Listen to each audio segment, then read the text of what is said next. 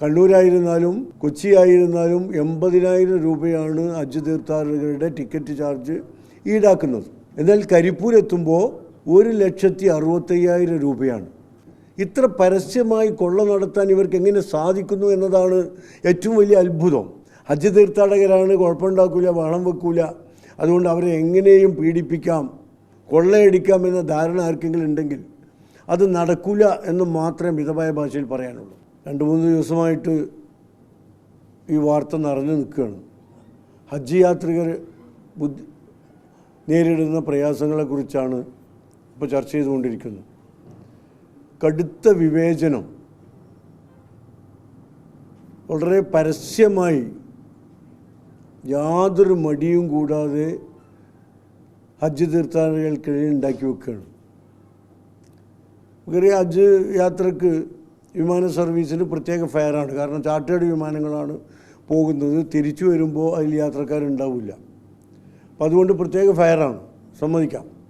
ഇപ്പോൾ ഉംറ യാത്രികരെ കേരളത്തിൽ നിന്ന് സ്വകാര്യ ടൂർ ഗ്രൂപ്പ്സ് ഇഷ്ടം പോലെ കൊണ്ടുപോകുന്നുണ്ട്.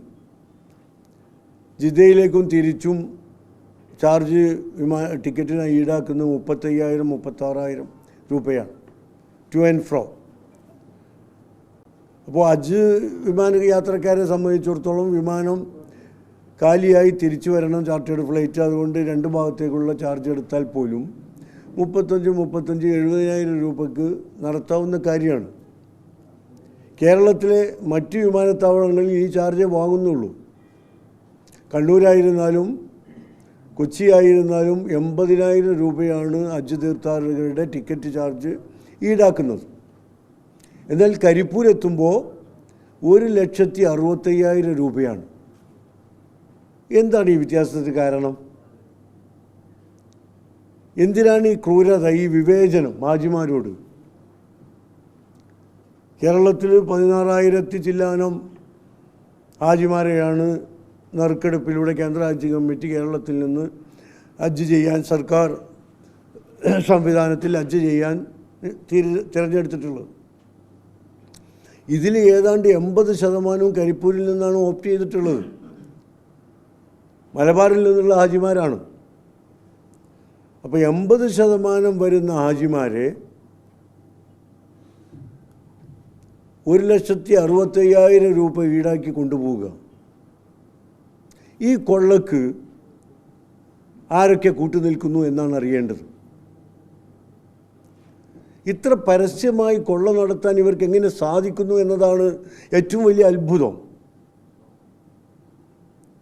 തൊട്ടപ്പുറത്തെ സ്റ്റാൻഡിൽ നിന്നും 80,000 രൂപയ്ക്ക് പോകുന്ന യാത്രക്കാരൻ ഇപ്പുറത്തെ സ്റ്റാൻഡിൽ നിന്ന് 1,65,000 കൊടുത്ത് പോകണം. ഇതെവിടുത്തെ നീതിയാണ്? ഇതിലാരൊക്കെ പങ്കാളികളാണ്? ഇതിലെ കൊട്ടേഷനിലെ കള്ളക്കളി പുറത്തു വന്നേ പറ്റൂ. ഹജ്ജ് തീർത്ഥാടകരാണ്, കുഴപ്പമുണ്ടാക്കില്ല, വളം വെക്കൂല, അതുകൊണ്ട് അവരെ എങ്ങനെയും പീഡിപ്പിക്കാം, കൊള്ളയടിക്കാം എന്ന ധാരണ ആർക്കെങ്കിലും ഉണ്ടെങ്കിൽ അത് നടക്കില്ല എന്ന് മാത്രമേ മിതമായ ഭാഷയിൽ പറയാനുള്ളൂ. ഇതിലേക്ക് ടെൻഡർ സംവിധാനത്തിൽ മറ്റ് എയർപോർട്ടുകളെ അപേക്ഷിച്ച് കോഴിക്കോട്ട് എന്താ സംഭവിച്ചത്? എത്ര വിമാന കമ്പനികൾ ഈ ടെൻഡറിൽ പങ്കെടുത്തു? അല്ലെങ്കിൽ ഒരു കമ്പനി മാത്രമാണ് പങ്കെടുത്തതെങ്കിൽ എന്തുകൊണ്ട് ടെൻഡർ ചെയ്ത് മറ്റുള്ളവരെ ആകർഷിക്കാനുള്ള ഏർപ്പാട് നടത്തിയില്ല? അതിൻ്റെ ഉത്തരവാദിത്വം ബന്ധപ്പെട്ട ആളുകൾക്കല്ലേ?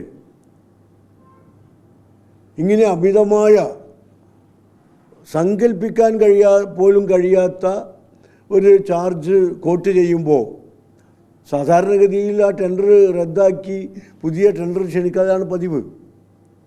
കുറഞ്ഞ നിരക്കിൽ കൊണ്ടുപോകാൻ തയ്യാറുള്ള ഫ്ലൈറ്റിൻ്റെ ആളുകളെ താല്പര്യമെടുത്ത് ടെൻഡർ കൊടുപ്പിച്ച് ചെയ്യിക്കലാണ് പതിവ്. രാജ്യത്തോടും ജനങ്ങളോടും സ്നേഹമുള്ളവർ, താല്പര്യമുള്ളവർ അങ്ങനെയാണ് ചെയ്യാറ്. അതുകൊണ്ട് തന്നെയാണ് ഇതിലുള്ള കള്ളക്കളി സംശയിക്കുന്നത്.